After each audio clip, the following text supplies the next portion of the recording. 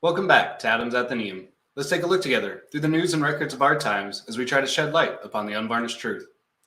Thanks for coming back to check out this episode bringing awareness to safe haven baby boxes.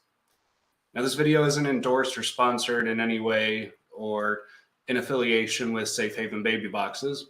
I had just been reading the news lately, and one of the articles I came across was about Safe Haven Baby Boxes in Indiana.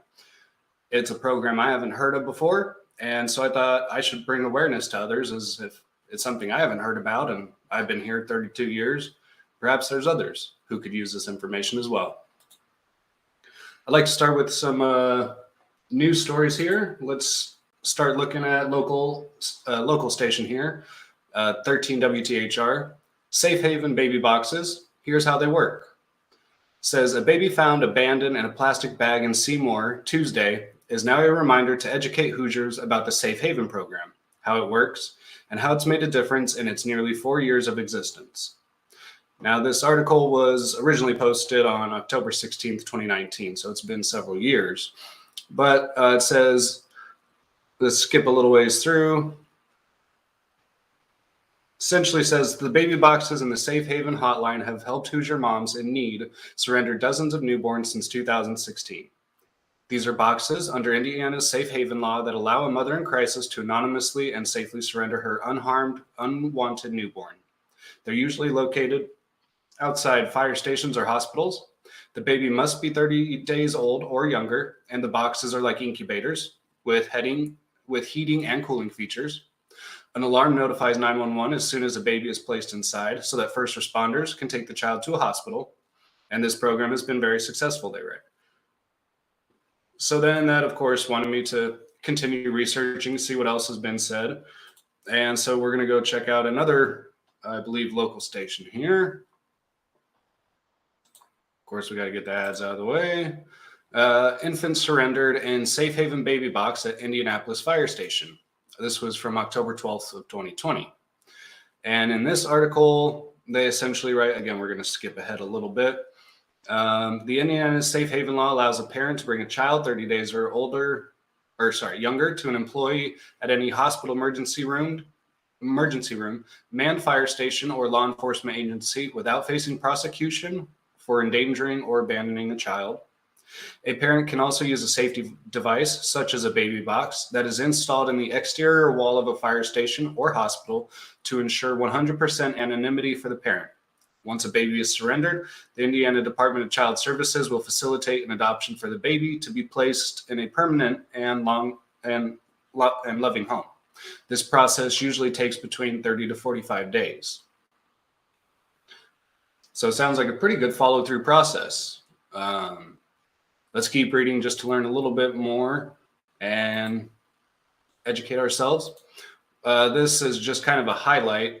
As we all know, if you've been coming to my channel lately or recently, you've been noticing probably my internet speed has been lacking a little bit. And the videos don't play very well. So I'm just going to give a highlight of the video and kind of talk about it real quick.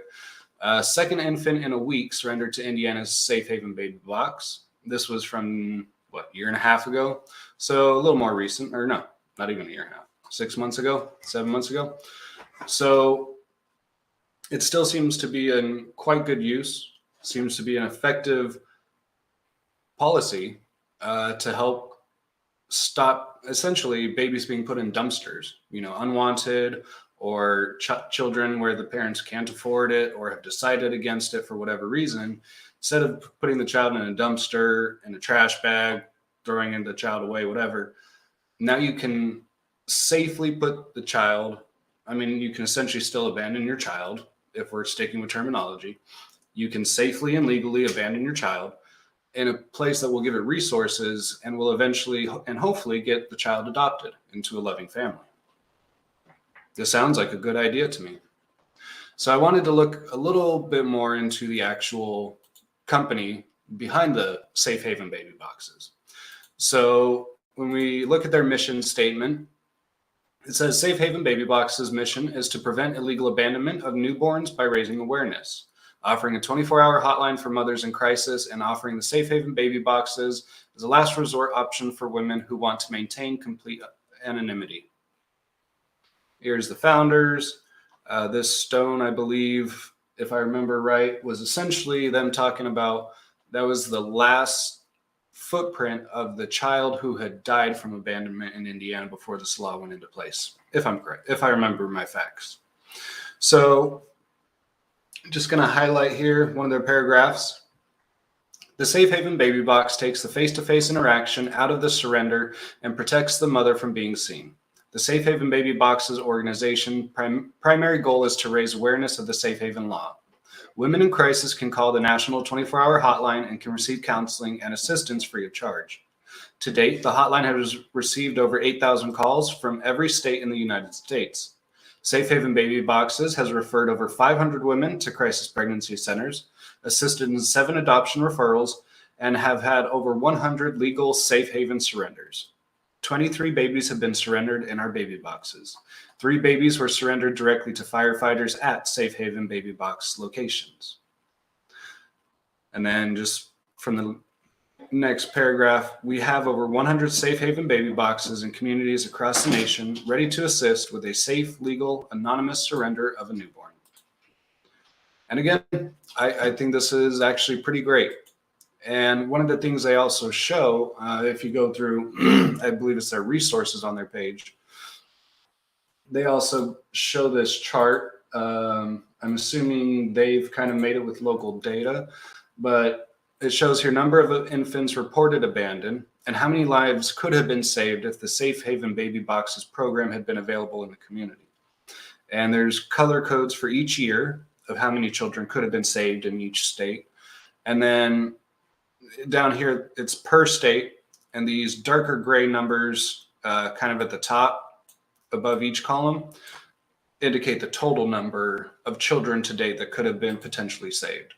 And like in Texas, 82 children since 2017 could have been potentially saved from this program. 34 in California, 30 in New York.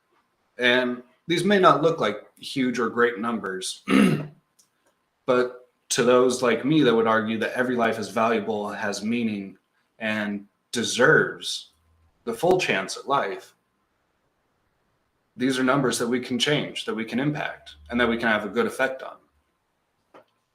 Now, again, I just wanted to bring awareness to this program as I think it's great. I think it's a good, safe alternative to young, I would imagine it's more geared towards young women, potentially teenage mothers maybe, who either don't know they're pregnant or need to hide it from their families because their families aren't supportive or whatever. This would be the next best option. Instead of aborting your child during the pregnancy process, you can still go through the process to be a mother, even if you don't intend to keep the child forever. You can deliver your child to one of these baby boxes. I'm trying to use fair terminology here because I would say the correct terminology is abandonment, but I think if you're dropping off your baby to one of these locations rather than a dumpster, I think that says a lot about your morality. For the positive, you still, again, I'm going with the assumption that you had the choice and that you wanted to take the axe to make this baby. So I do think you still have some deserved consequences that you should pay. However, if you are in the circumstances to where you can't support this child or you don't want it anymore, whatever your reasoning is, this is so much better than a child dying. I don't think anyone on the left or right could disagree with that. Now, perhaps there's the argument to be made about, does this encourage more immoral behavior or sexual promiscuity? But someone I was talking to recently and asking their opinion, and they made a very good point. She said that she doesn't believe that women would essentially go through the drastic changes of a 9-month pregnancy just to set the child up for adoption. Like, if the woman believes in abortion and things like that, they're probably going to take some other step before the child's born, right? Before their body changes, so to speak. And I agree wholeheartedly with that. I don't think that this will be used, or I don't think this will degrade the morality around sexual acts and having children. I again, I'm kind of a realist, and like these things just happen, right? Sometimes people aren't all bad. Sometimes they're just situations in life that are out of your control. I get that. And this seems to be the perfect answer to some of those solutions. There seems to be great volunteers working there, doing a great job.